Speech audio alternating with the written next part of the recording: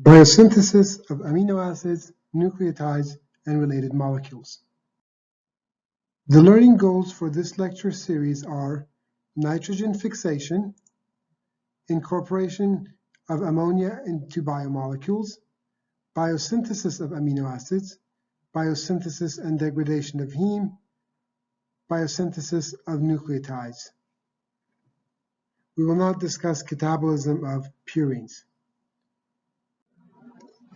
Nitrogen is a major elemental constituent of living organisms. It's mostly present in nucleic acids and proteins. However, it's also found in cofactors like NAD, FAD, and biotin, small hormones like epinephrine, neurotransmitters like serotonin, pigments like chlorophyll, and defense chemicals like amanitin. The atmosphere is composed of 80% nitrogen, N2, which is chemically inert. Indeed, N2 is considered to be a noble gas because the triple bonds between the two nitrogens is extremely stable. N2 needs to be converted to NH3 or ammonium so that it's biologically accessible to most organisms. Two non-biological processes capable of breaking the N2 bond are lightning, which combines N2 and O2 to generate 2NO, and the Haber process, which combines N2 with 3H2 to generate 2-ammonia. This process requires temperatures in excess of 400 degrees Celsius and pressures higher than 200 atmospheric units. Both are very energetically expensive processes. So how do biological entities incorporate nitrogen into their systems? Some organisms can fix nitrogen to useful atom forms. Most of these organisms are single-celled. Some live in symbiosis with plants. For example, proteobacterial live in the roots of legumes such as peanuts and beans. This is why crops in less developed worlds alternate between legumes and other plants. Essentially, to replenish the ammonium in the soil, you must alternate between either legumes and some other plant. However, industrial countries use the Haber process to generate fertilizer for year-round farming of the same crop. Other organisms live in symbiosis with animals. For example, Spirochaeta live in the guts of termites. These organisms have enzymes that overcome the high activation energy of N2 by binding and hydrolyzing ATP. Fixing of nitrogen is extremely important. The Haber process is one of mankind's most significant chemical processes. This process yields over 100 million tons of fertilizer annually. It sustains life of over 1/3 of human population on Earth and consumes 1 to 2% of total annual energy. Thus, mimicking biological nitrogen fixation may yield significant energy savings, meaning if you can replace the Haber process with some other process that requires less energy, you save tremendous energy. Oxidation states of nitrogen compounds. Nitrate has the highest oxidation state. N has an oxidation state of +5. Nitrite is the next with an oxidation state of +3. Nitrogen does not have an oxidation state as both atoms are identical, or has an oxidation state of 0.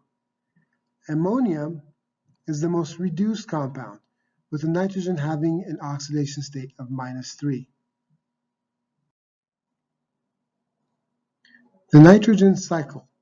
The total amount of nitrogen fixed annually in the biosphere exceeds 10 to the 11 kilograms. Here, reactions with red arrows occur largely or entirely in anaerobic environments. 4 reactions can describe the chemical transformations that maintain a balance between N2 and biologically useful forms of nitrogen. In nitrogen fixation, bacteria reduce N2 to ammonia. In nitrification, it's down here, bacteria oxidize ammonia into nitrite and nitrate, that's NO2 and NO3. In assimilation, it's down here, plants and microorganisms reduce NO2 and NO3 to NH3 via nitrite reductases and nitrate reductases. Ammonium is incorporated into amino acids, and so on. Organisms die, returning ammonia to soil. Nitrifying bacteria again convert NH3 to nitrite and nitrate. In denitrification, nitrate is reduced to N2 under anaerobic conditions.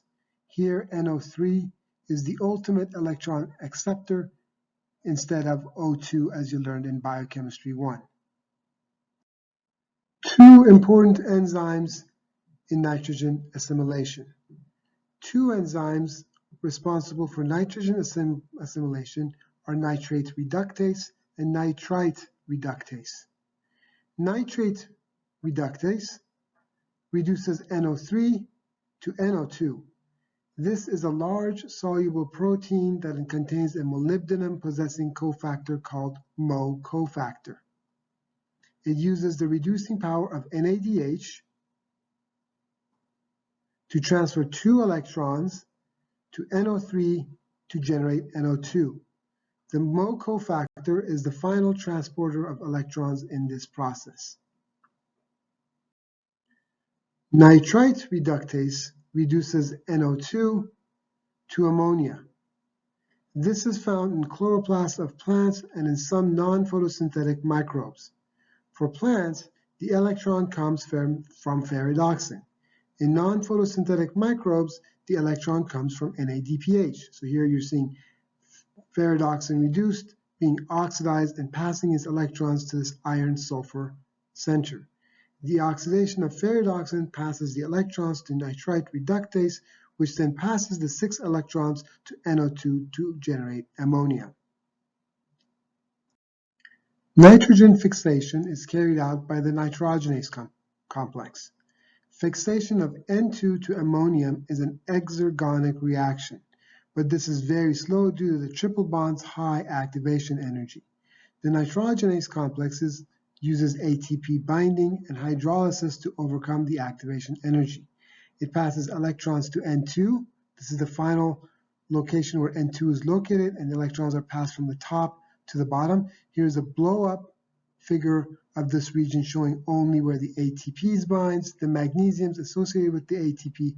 Again, remember ATP is hydrolyzed to ADP, the 4 iron 4 sulfur cluster, redox center, the P cluster, and the FeMo cofactor. All of these cofactors are going to have molybdenum, and the chemistry of molybdenum is important. And at the very end, the electrons are passed over to nitrogen to generate 2 ammoniums. So this nitrogenase passes electrons to N2 and catalyzes a stepwise reduction of nitrogen to ammonium. About 16 ATP molecules are consumed per nitrogen. The holoenzyme consists of 2 identical nitrogenase reductase molecules, shown here in one this green, here is another green one, each with a 4 iron 4 sulfur redox center and binding sites for 2 ATP molecules. So this is 2 ATP, here's 2 other ATP, and here are the 4 iron 4 sulfur cluster centers. There are also 2 identical dinitrogenase heterodimers. These are in blue and purple. They're also called alpha or beta. Each has a P cluster, shown here, an iron sulfur center, that's shown here, and also a FeMo cofactor, that's shown here. It's the final place where N2 receives its electrons. In fact, N2 is attached to this FeMo cofactor. We'll see this later on. In this structure, ADP is bound in the ATP site. We'll talk about the electron transfer in more detail in a future slide. Pay attention to the center cluster and the cofactor responsible for relaying the electrons to nitrogen to generate ammonium. The sources of electrons varies between organisms, meaning where do the initial electrons come from. ATP binding and hydrolysis again, provides the energy necessary for overcoming the high activation energy of nitrogen gas. The entire complex consists of 7 irons, 9 sulfurs, 1 molybdenum, and 1 homocitrate. The nitrogen binds to the center of the Mo-Fe iron cage and is coordinated to the molybdenum atom. We'll see an image of this in slides to come. The electrons are passed to the molybdenum-bound nitrogen via the iron-sulfur complex. Note that you have 2 equivalent sites where nitrogen is reduced to ammonium. Alternatively, this is one polypeptide, and this is the second polypeptide. So this is a homodimer molecule. The electron transfer cofactors. A p cluster is shown here in its reduced and oxidized forms. Note the conformational change caused in the cluster following its reduction, going from oxidation to reduction. This conformational change results in a change in the structure of nitrogenase. The FeMo cofactor has a molybdenum atom with 3 sulfur ligands. So here's the molybdenum, there's sulfur 1, sulfur 2, sulfur 3, and 2 oxygen atoms, 1 oxygen here, and 2 oxygen coming from homocitrate. In some organisms, the molybdenum atom is replaced with a vanadium atom. Iron is shown in orange,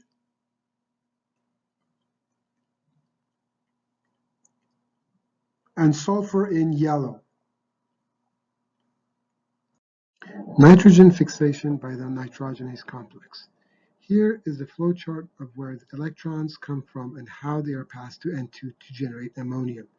This entire process is occurring for each nitrogen reducing site. Again, this is the final FeMo site where nitrogen is being reduced. Nitrogenase has 2 of these sites. Here's one site, here's the other site.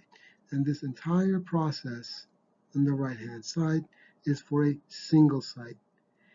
Remember, this is the summation of everything. It's not every single step. The very first step is similar to what the pyruvate dehydrogenase complex did. That's this step up here. Pyruvate dehydrogenase complex oxidized pyruvate to acetyl-CoA and passed the electrons to FAD+ to make FADH2. It then oxidized FADH2 by reducing NAD to NADH2. Here, 2 electrons per pyruvate are passed to reduce 2-ferredoxin or 2-flavodoxins. That's here. So 4 pyruvates are converted to 4 acetyl-CoAs, 4 CO2s are released, 8 ferredoxins, one at a time, is being reduced to 8 reduced ferredoxins. Okay? Each pyruvate has 4 electrons. The overall mechanism for nitrogenase is quite complicated, and we'll show some of them to you. But what you see here on the right-hand side, this flowchart is a summation of what's going on.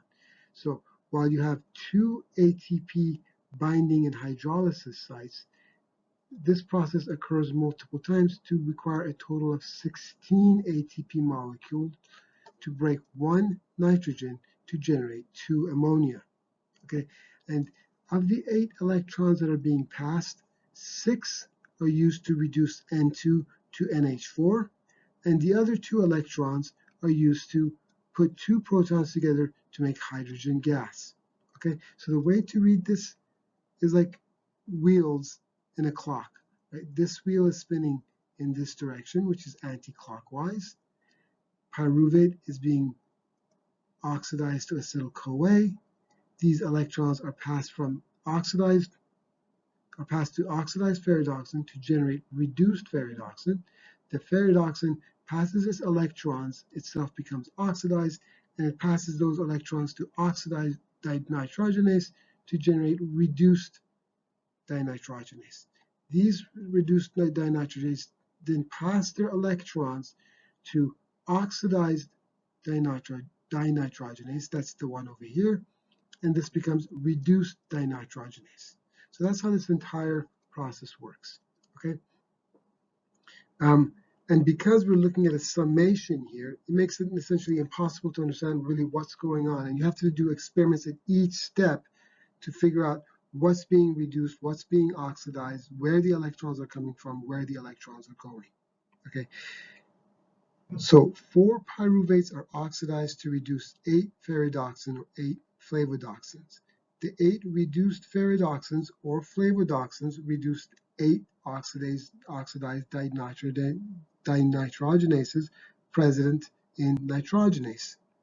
Multiple ATP binding and hydrolysis steps are involved here, but a total of 16 ATP bind and hydrolyze while electrons are passed to dinitrogenase to finally reduce N2 to 2 ammoniums. Again, note that only 6 electrons are passed to N2 and 2 electrons are used to convert 2H, 2 protons, into a hydrogen gas. Redox reactions in dinitrogenase. This slide shows the net reaction of the complex. 2 hypotheses for intermediates of N2 reduction. One hypothesis proposes a mechanism that goes down the path shown here on the left, and the second hypothesis proposes a mechanism that goes down the pathway on the right. Both begin with the FeMo cofactor reduced to M here, bound to one atom of the dinitrogen gas, or nitrogen gas. The major differences between the two pathways are, in one pathway, the ammonium is released first from one nitrogen being reduced, and in the second pathway, the ammonium is being reduced last from one nitrogen that's being reduced. Now, the big differences are here one nitrogen is fully reduced and then released. Here, both nitrogens are concurrently reduced. One is released and then the second one is released. Okay, so the details are actually quite different from one another. The dinitrogen is bound to the FeMo cofactor and is reduced in a stepwise manner, one nitrogen atom at a time for this pathway, and then here's both at the same time.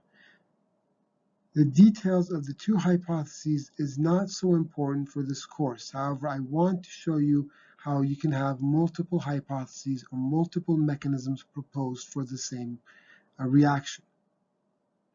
In both scenarios, the FeMo cofactor, abbreviated as M, plays a central role, binding directly to one of the nitrogen atoms of N2 and remaining bound throughout the sequence of reduction steps. Nitrogen-fixing bacteria. So this is, on the left-hand side, what you're looking at is you're looking at a root of a plant, and I'll identify what that plant is. And these little bumps or nodules are where these bacteria live. Here is a picture on the right-hand side. This is from an electron microscopy image. And these guys in red are the bacteria. There's this protection that they have around them, and this area here in yellow and orange is the nucleus of the cell.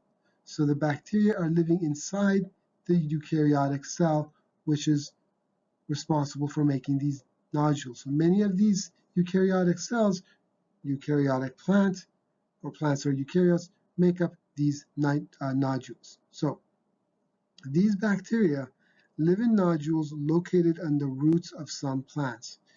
The nodule take care of the energy requirement and O2 liability of the bacteria. Within these nodules, the bacteria have access to the plant's carbohydrate and citric acid cycle intermediates for energy.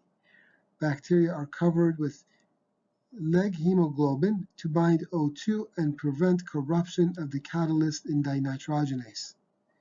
The bacteria can produce more ammonium than plants needs. Excess ammonium is released into the soil. So one thing I didn't talk about in the previous slide is that nitrogenase requires an anaerobic environment for it to work. Why? Well, because electrons are being passed down from one place to another to reduce N2 to NH3. And what's a better electron acceptor than N2? Oxygen, which is the most oxidized species. So oxygen will actually steal these electrons and destroy nitrogenase. In fact, the oxygen will oxidize the iron in the MoFe cofactor. So these bacteria need to live in anaerobic conditions. These are root nodules of bird's foot trefoil, a legume. This is an artificially colorized electron micrograph of a thin section through a pea root nodule. Symbiotic nitrogen-fixing bacteria, or bacteroids, shown here in red, live inside the nodule cell. They're surrounded by a peribacteroid membrane, blue. Bacteroids produce the nitrogenase complex that converts atmospheric nitrogen, N2, to ammonia. Without the bacteroids, the plant is unable to utilize N2.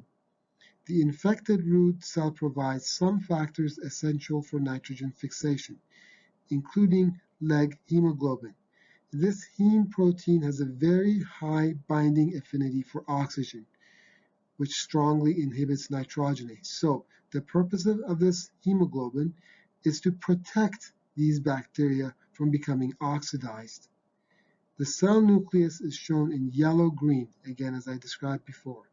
Not visible in this micrograph are other organelles of the infected root cell that are normally found in plant cells, for example, mitochondria, peroxisomes, and so forth. Nitrogen assimilation versus nitrogen fixation. Nitrogen assimilation is reduction of nitrates and nitrites into ammonia. Nitrogen fixation is reduction of N2 to ammonium. Nitrogen assimilation uses electrons from NADH, NADPH, or photosynthetic transfer from ferredoxin. Fixation requires multiple ATP and uses electrons from pyruvate. Both involve electron transfer processes, use molybdenum as cofactors, and involve multiple redox factors such as iron sulfur, NADH, NADPH, ferredoxin, flavodoxin, and so on. The Anammox reactions. Anammox is short for anaerobic ammonia oxidation. This is a relevantly newly discovered process that some bacteria have to oxidize ammonia and reduce NO2 into N2. This process short-circuits the nitrogen cycle, meaning there is no denitrification. It is used in waste treatment for cheaper ammonia removal. This is important as the fertilizer used by farms washes into the water. This process is responsible for 50% of N2 in the atmosphere. If you look at this slide, and particularly this cartoon here, should be familiar to you. The process is similar to oxidative phosphorylation. However, it occurs in the anammoxosome. The anammoxosome is a compartment bounded by a single bilayer lipid inside of prokaryotic cells. So it's really an organelle, although some argue that it's not an organelle, and I think this is where science gets a little silly, but these things happen. People have egos. In oxidative phosphorylation, you had a proton motive force that was established between the inner membrane of the mitochondria and the matrix of the mitochondria. There were more protons in the inner membrane space and there was more hydroxyl in the matrix of the mitochondria. This caused the proton motive force to want to go from the outside of the matrix into the inside. And the ATP synthase took advantage of this, allowed protons to flow in, and converted ADP, or condensed ADP plus inorganic phosphate, into ATP. Well, you have the same exact kind of setup here, except the players are a little bit different. Well, number one, the ATP synthase is similar. Okay, so we're going to say that's similar, although the details are different. We'll say they're similar, and we'll say that they function very similar to what you learned in Biochemistry 1. The differences are the proton motive force is established between the anamoxazome and the cytosol. So here's the anamoxazome, and here is the cytosol. So remember, you're not looking at a mitochondria anymore, so the inner mitochondrial space is gone. Ammonium and hydroxylamine are converted to hydrazine and H2O by hydrazine hydrolase. That's this reaction here.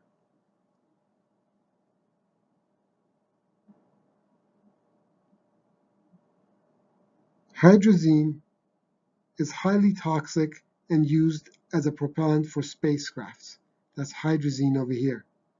Hydrazine is oxidized by hydrazine oxidizing enzyme generating N2 and protons.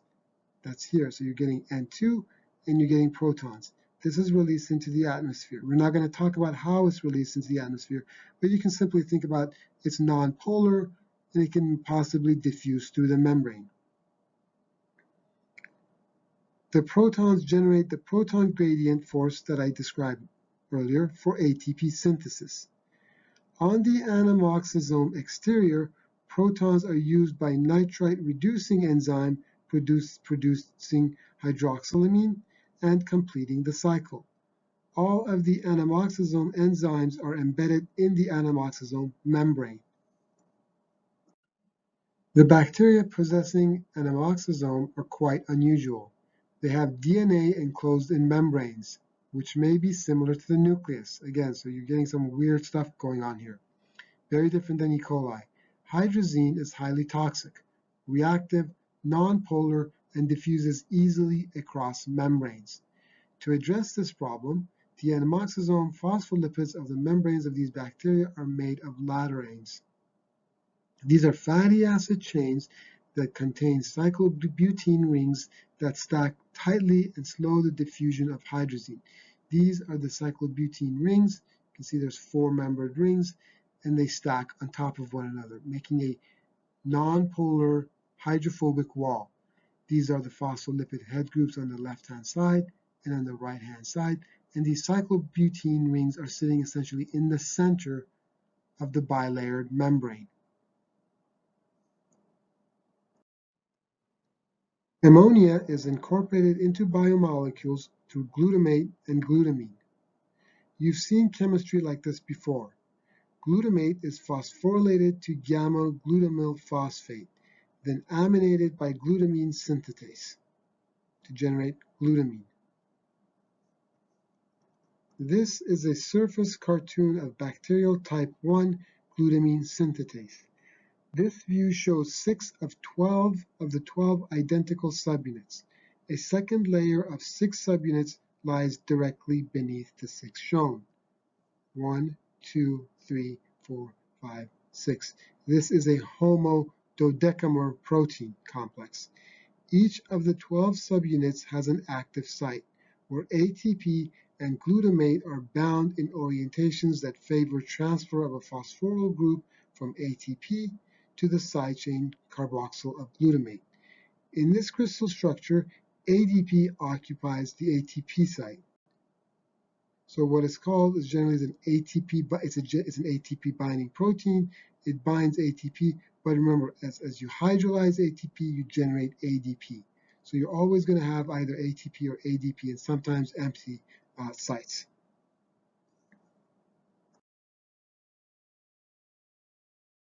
Here is a quick movie of glutamine synthetase spinning around.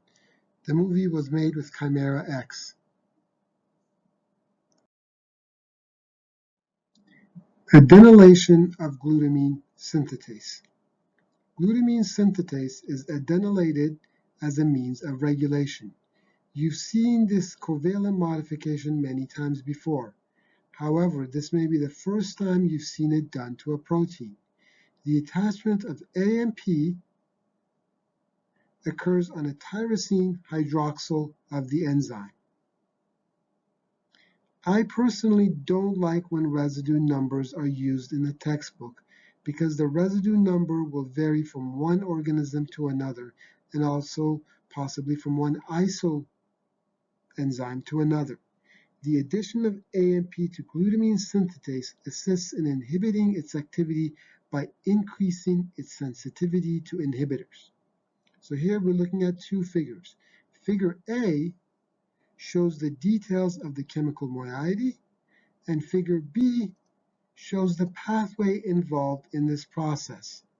You've seen pathways like this many times before in Biochemistry 1, but so far not as much in Biochemistry 2.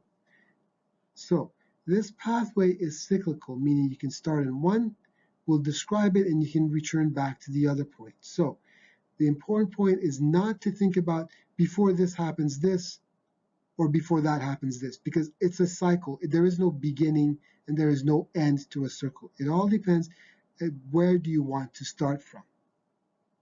That's extremely important for you to understand.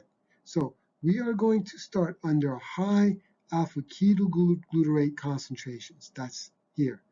Under high concentrations of alpha-ketoglutarate, the modification of regulatory protein P2, this is P2, to P2-UMP is promoted or upregulated. That's what this green triangle in a circle means. Alpha-ketoglutarate at high concentration promotes this pathway. So now you get P2 with UMP bound to it. This uridylation is done by uridylyl transferase, and it involves hydrolyzing UTP to generate a pyrophosphate and attaching UMP to P2. So you're generating your pyrophosphate, and it's a uridylation process. This UT is a uridylyl transferase. The UMP-P2 binds to adenylyl transferase, that's AT, to de-adenylate AMP glutamine synthetase. Okay, so these two bind, and you pluck the AMP off. Now, when the AMP is bound here, it's in the inactive state. You pluck the AMP off, this becomes active. Okay, this activates glutamate, which will convert glutamate to glutamine. So glutamate is now being converted over to glutamate. Glutamate is converted over to glutamine. You have lots of this being accumulated. The cell needs to start going down this pathway. And it goes through this entire regulatory process so that it can go down this pathway. Under high glutamine concentration, so let's say all the alpha-ketoglutarate went down this pathway and you generated a bunch of glutamine. So now you have a high glutamine concentration.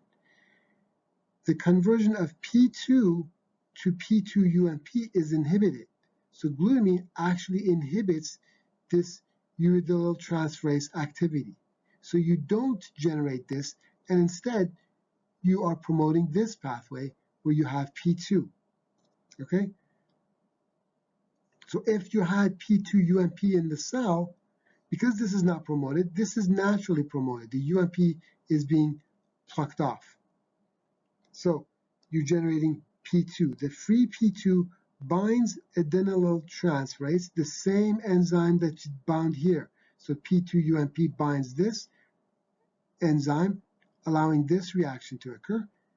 Free P2 binds the same enzyme and allows the opposite reaction to occur. So what's the opposite reaction? This time it promotes adenylation of active glutamine synthetase. So you had the active form is becoming adenylated to generate glutamine synthetase in the inactive form. Now that it's inactive, conversion of glutamate to glutamine is inhibited, right? So now you don't make as much glutamine. So under high alpha-ketoglutarate, you promote this pathway. When you generate a lot of glutamine, you promote this pathway and you inhibit the synthesis of glutamine. Not shown here is that uridylated P2 upregulates transcription of glutamine synthetase. So there's an additional layer of regulation that we are not seeing here. Biosynthesis of amino acids and nucleotides, multiple transaminations. As you saw during amino acid catabolism, PLP continues to be used for transamination and rearrangements. PLP is the active form of vitamin B6. This process is catalyzed by aminotransferases. Please review the chemistry of PLP discussed in the previous lecture if you've forgotten it. Proposed mechanism of glutamine aminotransferases. Glutamine aminotransferase has two domains. One domain binds to glutamine, and the other domain is the ammonium acceptor domain. These two domains are connected to one another via what's called the ammonium channel. In nucleophile cysteine, in the glutamine binding domain attacks the side chain carbonyl to expel the ammonium through the ammonium channel. This creates a glutamyl enzyme, shown here, intermediate. Concurrently, an activated substrate accepts the ammonium. So here is one activated substrate, here is another one. So you can have multiple different activated substrates that will work with this enzyme. A hydrolysis step then releases the glutamate to generate the enzyme. Remember, you always need to regenerate the catalyst or it's not a catalyst. The acceptor and its now attached amine are also released. Amino acid synthesis overview. The carbon skeleton precursors derive from three sources: glycolysis in light red, the citric acid cycle in blue, and the pentose phosphate pathway in purple. All tissues have some capability for synthesis of the non-essential amino acids, amino acid remodeling, and conversion of non-amino acid carbon skeletons into amino acids and other derivatives that contain nitrogen. However, the liver is the major site of nitrogen metabolism in the body. In times of dietary surplus, the potentially toxic nitrogen of amino acids is eliminated via transaminations, deaminations, and urea formation. The carbon skeletons are generally conserved as carbohydrates via gluconeogenesis or as fatty acids via fatty acid synthesis pathway.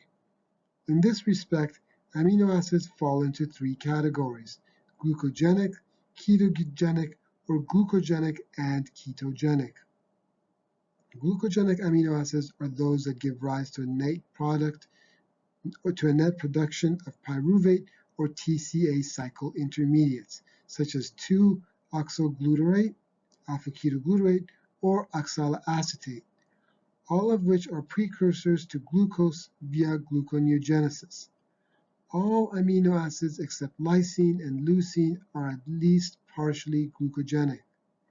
Lysine and leucine are the only amino acids that are solely ketogenic, giving rise only to acetyl-CoA or acetoacetyl-CoA, neither of which can bring about net glucose production.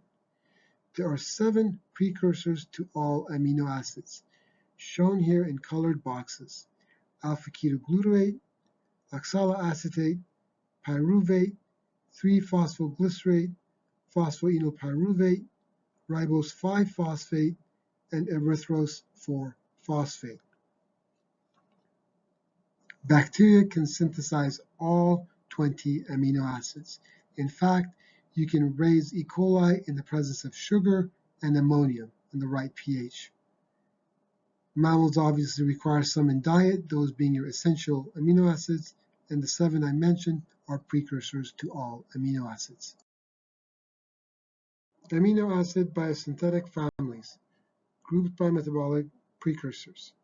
Here is a table of precursors that give rise to amino acids. Proline and arginine derived from glutamate. Transamination of alpha-ketoglutarate gives rise to glutamate. You've seen this before. Transamination of glutamate gives rise to glutamine. Closure of the glutamate side chain to form a ring gives rise to proline. You'll see this in the next slide. We will discuss how glutamate is converted to arginine in future slides.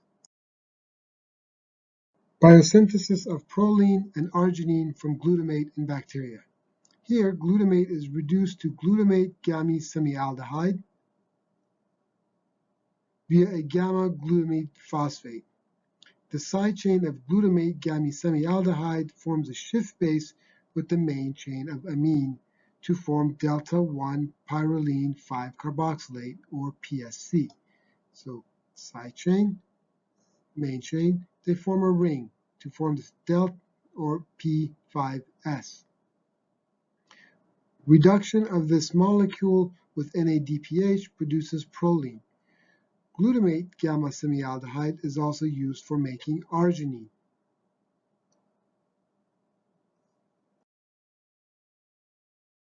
In animals, proline can also be synthesized from arginine.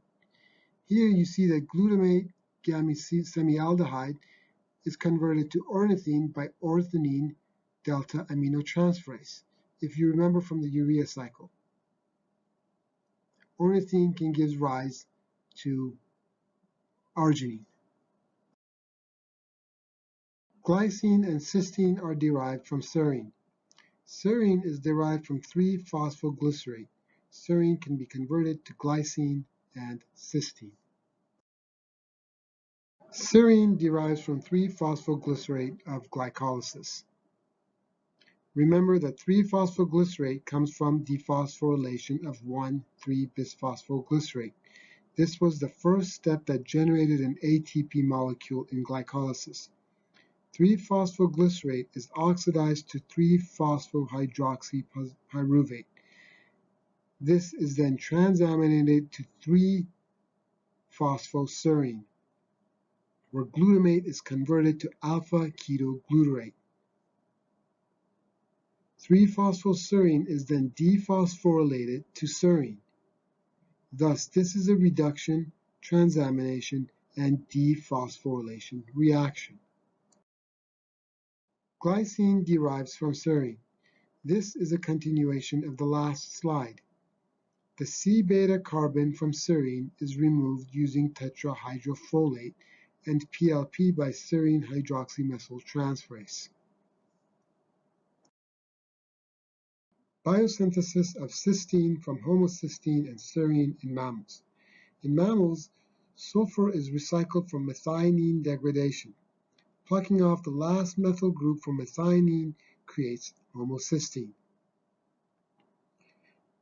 a reaction you've seen in the past.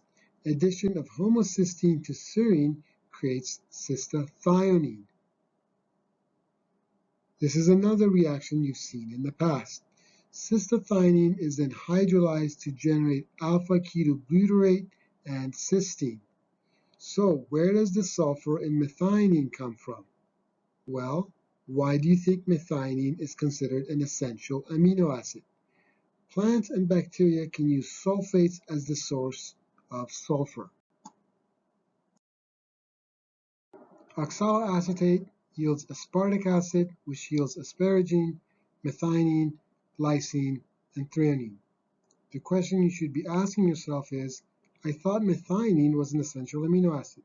Well, you're correct. In fact, lysine and threonine are also essential amino acids.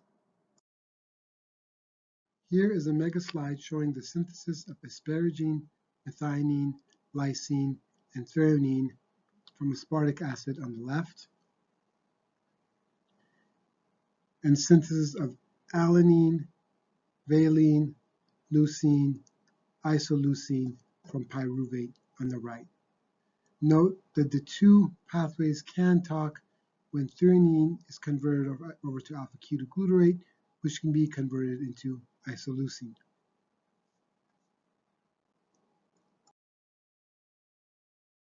Aromatic amino acids derive from phosphoenolpyruvate and erythrose 4-phosphate. Unlike the previous slides, this is slightly more complicated chemistry. In this process, rings must be synthesized, closed, then oxidized to create double bonds. Chorusmate is a common intermediate. Biosynthesis of chorusmate, a key intermediate in aromatic amino acid synthesis. We begin by condensing PEP with erythrose 4-phosphate to generate a 7-carbon molecule. It's 7 carbon, or the numbering is as follows. The most oxidized being 1, 2, 3, 4, 5, 6, 7. The phosphate on this molecule serves as a good leaving activating group, allowing for a 6-carbon ring closure between carbons 2 and 7. 3-dehydroshikimate is reduced to shikimate. This molecule is phosphorylated, then another PEP is attached to it to generate 5-enopyruvyl shikimate.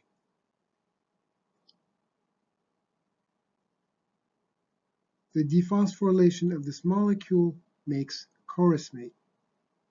Note the formation of an additional bond in the ring.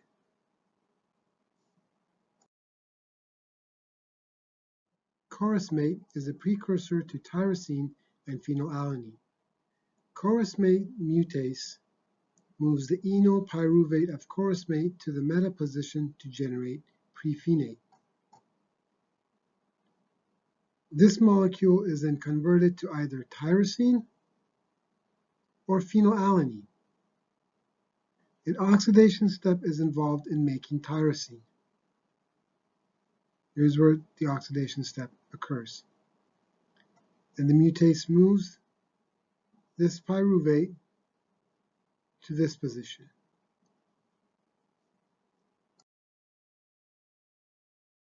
Histidine derives from PPP metabolite ribose 5-phosphate. Biosynthesis of histidine in bacteria and plants.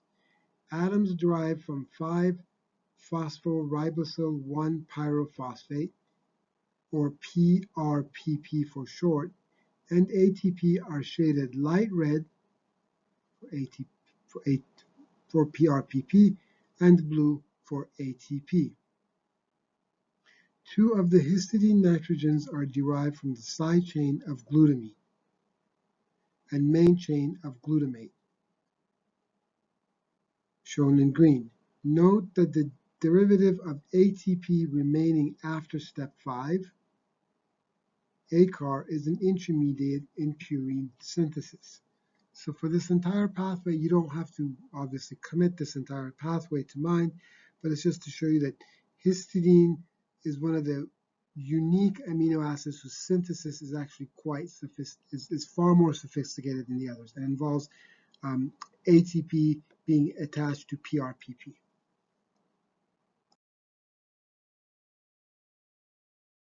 Beep. Regulation of amino acid biosynthesis. This is a multi-layered approach where more than one mechanism of regulation is often utilized. There are feedback inhibition mechanisms and use of isozymes for regulation of specific pathways. For example, a feedback inhibition in isoleucine synthesis from threonine exists. High concentrations of isoleucine will bind threonine dehydratase to diminish its activity. This is an allosteric feedback inhibition. Use of isozymes is another important means of regulation. Here we look at both isozymes and allosteric feedback. In this example, aspartate can lead to lysine, methionine, threonine, and isoleucine. Use of isozymes, all regulated by different effectors, allows E. coli to produce amino acids when needed. A1 through A3 are isozymes responsible for carrying out the same function. At step 1, isozyme A1 is inhibited if isolysine concentration is high, but not if methionine or threonine concentrations are high. Only the A1 isozyme is inhibited by isoleucine at this step. However, A2 and A3 continue to work at the same rate. Similarly, high concentrations of threonine will inhibit A3, whereas A2 is not inhibited by any of these two metabolites, of these indicated metabolites. Enzymes like A2 that are not inhibited by allosteric effectors are regulated at the transcriptional level. For example, enzyme A2 and B1, neither of which has an allosteric effector, are transcriptionally regulated when methionine levels are high. Overall, synthesis of amino acids are coordinated by the cell. However, remember that this coordination is not due to some sort of conscience by the cell, but rather through kinetics and flux through various pathways. There are also mechanisms where multiple metabolites can concurrently act as effectors. This is called concerted inhibition. Important metabolites are derived from amino acids. These include porphyrin rings, for example, hemes, phosphocreatine, glutathione, neurotransmitters, which you've seen, and signaling molecules and cell wall constituents. Synthesis of delta amino evolonate in higher eukaryotes. Glycine or glutamate is the precursor to porphyrins. Porphyrin makes up the heme of hemoglobin, cytochromes, and myoglobin. In higher animals, porphyrin arises from reaction of glycine with succinyl-CoA. In plants and bacteria, glutamate is the precursor. The pathway generates two molecules of the important intermediate delta amino evolonate. Porphobilinogen is another important intermediate. For most higher animals, delta amino evolonate is made via condensation of succinyl-CoA and glycine to generate alpha amino beta ketoadipate. Decarboxylation of this creates delta amino evolonate. Synthesis of delta amino evolonate in plants and bacteria. Here, glutamate is charged onto a tRNA to make glutamyl tRNA. The glutamate is reduced and the tRNA is uncharged to make glutamate 1 semialdehyde. Here's the tRNA leaving, NADPH is being oxidized.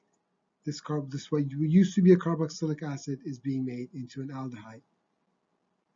The glutamate 1 semialdehyde is aminated to delta amino evolonate. Synthesis of heme from delta amino evolonate. Two molecules of delta amino evolonate condense to form porphobilinogen.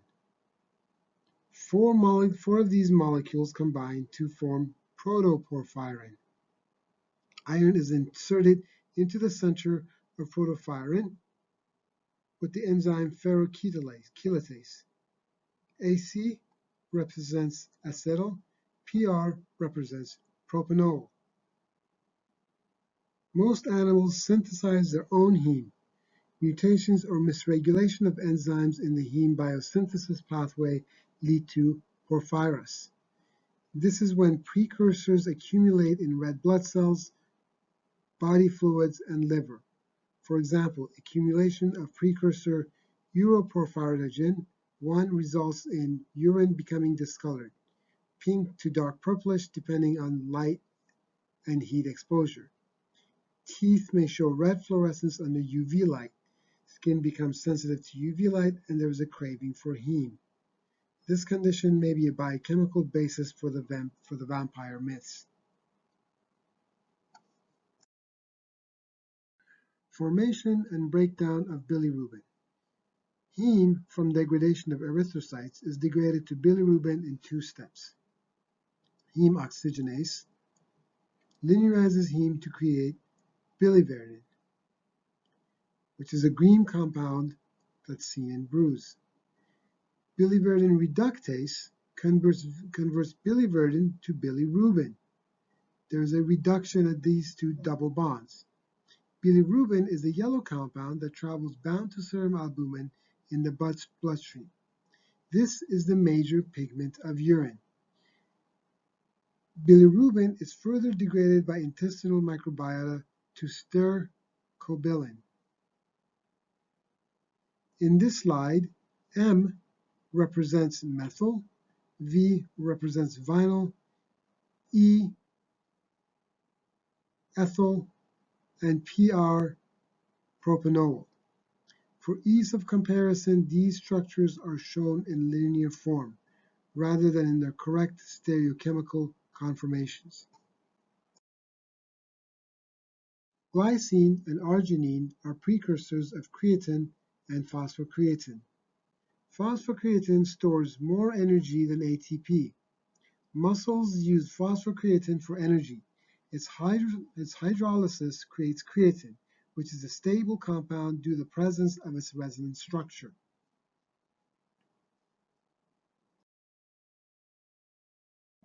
Biosynthesis of creatine and phosphocreatine. This reaction requires glycine, arginine, and methionine. Arginine is converted to ornithine, and the majority of its guanidium group is transferred to glycine. Arginine going to ornithine. This is the guanidium. This is the major part of it that's transferred over to glycine to generate guanidinoacetate. Methionine is converted to S-adenosyl methionine and combined with guanidinoacetate to form creatine.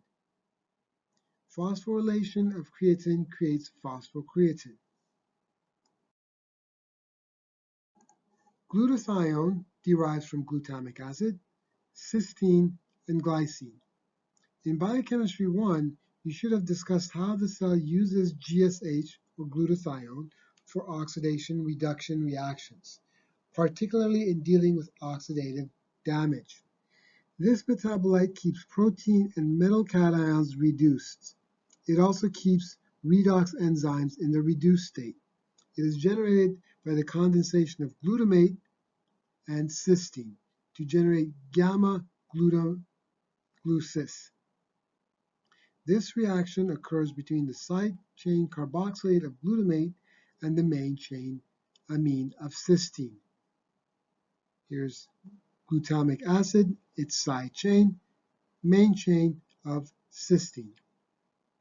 Hence the term gamma, because it's the gamma carbon, alpha, beta, delta, gamma. A glycine is then added to the main chain of cysteine to generate an amide bond. This process requires ATP hydrolysis.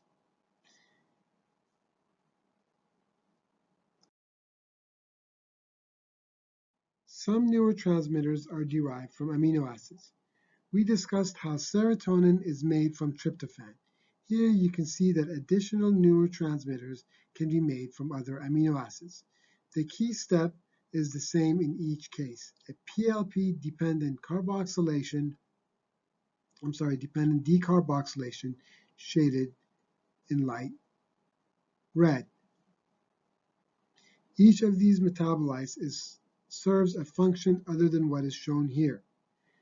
DOPA, there's DOPA, dopamine, norepinephrine, epinephrine, gamma-aminobutyrate, histamine, 5-hydroxytryptophan, and serotonin. DOPA, or L-DOPA, mediates neurotrophic factor released by the brain and CNS. It is used to treat Parkinson's. Dopamine plays a role in motivational component of reward-motivated behavior. It's the main chemical responsible for pleasure. Norepinephrine is a general purpose is to mobilize brain and body for action. Epinephrine is adrenaline, fight or flight response. Gamma-aminobutyrate reduces neural excitability throughout the nervous system. Histamine is involved in local immune response, inflammatory response, neurotransmitter in brain, spinal cord, and uterus. 5-hydroxytryptophan is predominantly involved in the synthesis of serotonin, and serotonin is the key hormone that stabilizes our mood and being happy. Nucleotide synthesis. Origin of ring atoms in purines. Nucleotides can be synthesized de novo, meaning from the beginning. from amino acids, ribose 5-phosphate, CO2, and ammonia. Nucleotides can be salvaged from RNA, DNA, and cofactor degradation. Many parasites, for example malaria, lack de novo biosynthesis pathways and rely exclusively on salvage. Thus, compounds that inhibit salvage pathways are promising antiparasite drugs. De novo biosynthesis of nucleotides is approximately the same in all organisms studied. Bases are synthesized while attached to ribose. Glutamate provides most amino groups. Glycine is a precursor for purines. Aspartate is precursor for pyrimidines. Overall, nucleotide pools are kept low, so cells must continuously synthesize them. This synthesis may actually limit rates of transcription and replication. Here we are looking at the origin of atoms in purines. Almost every atom is from something else. This information was obtained from isotopic experiments with C14 or N15 labeled precursors. Formate is supplied in the form of N10 formyl tetrahydrofolate. De novo biosynthesis of purines. Synthesis begins with reaction of 5-phosphoribosyl 1-pyrophosphate, PRPP. You've seen this not too long ago. In step 1, PRPP is formed from ribose 5-phosphate, which comes from the pentose phosphate pathway, by the enzyme ribose phosphate diphosphokinases. PRPP and glutamine undergo a transamination reaction to generate glutamate and 5-phospho delta D ribosyl amine. Here's where the amine comes from glutamine. Again, what part of glutamine? It's side chain. That's how you get glutamate. The transamination occurs on carbon 1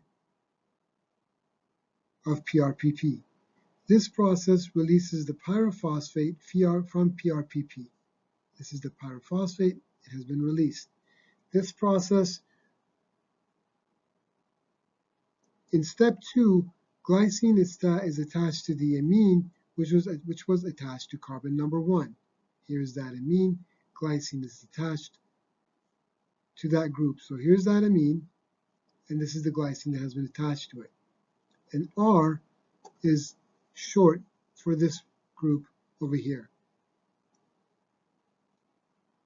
In reaction 3, a formal group from THF is transferred to the amine of glycine to generate FGAR, or formal glycinamide ribonucleotide.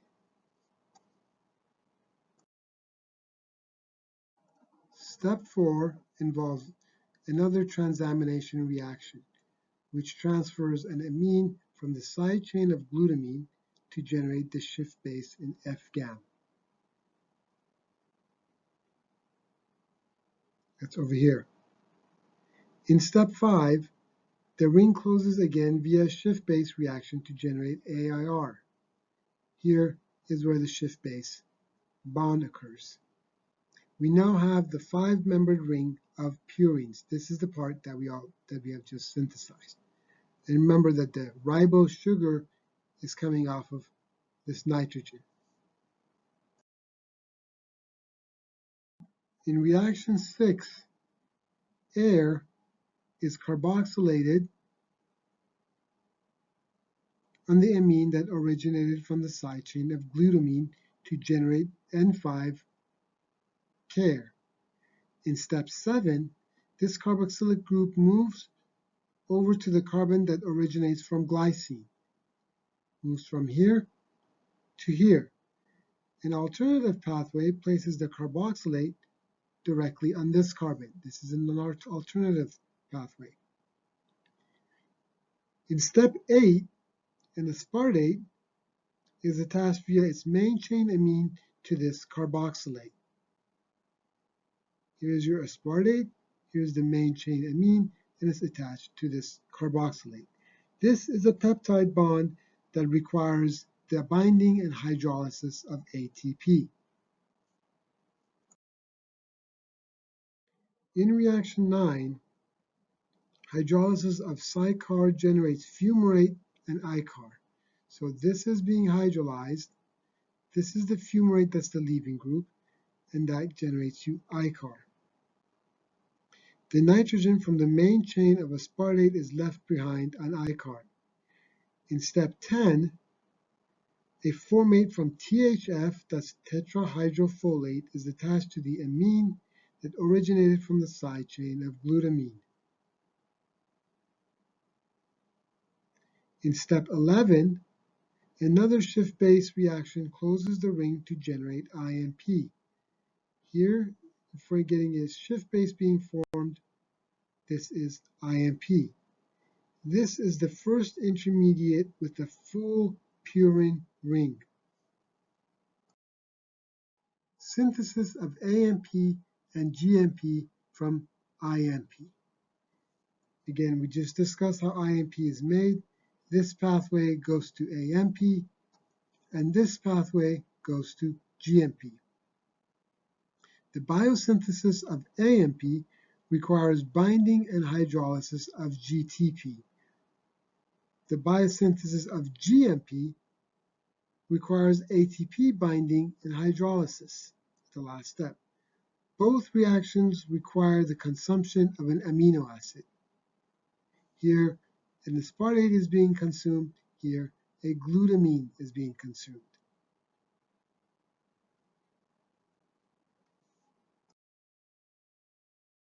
Regulation of purine biosynthesis in E. coli largely consists of feedback inhibition. The reason why we discuss E. coli, and we have discussed E. coli in the past, is because this is a system that's more amenable to study. It's easier to grow, it's easier to manipulate rather than doing that with humans. You can also crush up E. coli, and I don't think you want to do that with humans. So, as the concentrations of AMP, GMP, and even IMP go higher and higher, they start going back and binding to earlier enzymes and inhibiting their activity. For example, high concentrations of AMP inhibits adenylyl succinate synthetase and inhibits conversions of IMP to adenyl succinate, which ultimately converts over to AMP. High concentrations of AMP also inhibit glutamine PRPP amidinotransferase. This enzyme is responsible for converting PRPP over to 5-phosphoribosylamine, which goes on to become IMP and AMP and GMP. GMP immediately goes back and binds to IMP dehydrogenase to inhibit conversion of IMP to XMP, which ultimately is converted to GMP. GMP also inhibits the step up here, which is glutamine PRPP amidinotransferase, and inhibits PRPP conversion over to 5-phosphoribosylamine. ADP inhibits the step where ribose 5-phosphate is converted over to PRPP. De novo synthesis of pyrimidine nucleotides. Unlike purine synthesis, where the base is made on the ribose, the ring here is made first. The mechanism of pyrimidine synthesis is a little easier than purine synthesis. The atoms in the ring structure originate from aspartate and carbamoyl phosphate. You all know where carbamoyl phosphate comes from. The condensation of these two reactants generates N-carbamoyl phosphate, shown here. An amide bond is then formed to close the string and generate L-dihydroorate. This is an amide bond. An oxidation of this compound generates orate. So this bond is oxidized to a double bond. Phosphoribosyl from PRPP is then attached to orate as the pyrophosphate is released to generate orotidylate. There's a connection here, which is carbon number 1, is bound to this nitrogen. A decarboxylation step on the ring generates uridylate. UMP. So this CO2 is kicked out to generate UMP, uridylate. Note that this is a ribonucleotide, not a deoxyribonucleotide. Then 2 ATP binding and hydrolysis steps transfers 1 phosphate at a time to here. 2 ATPs are hydrolyzed by a kinase to transfer their gamma phosphates over to UMP to generate UDP and consequently UTP. Glutamine is converted to glutamate via transamination step where its amine is transferred over to this carbon to generate CTP. Chapter summary. In this chapter we learned methods for activation of molecular nitrogen to nitrates, nitrites, and ammonia. Glutamine serves as a primary ammonia donor in amino acid biosynthesis.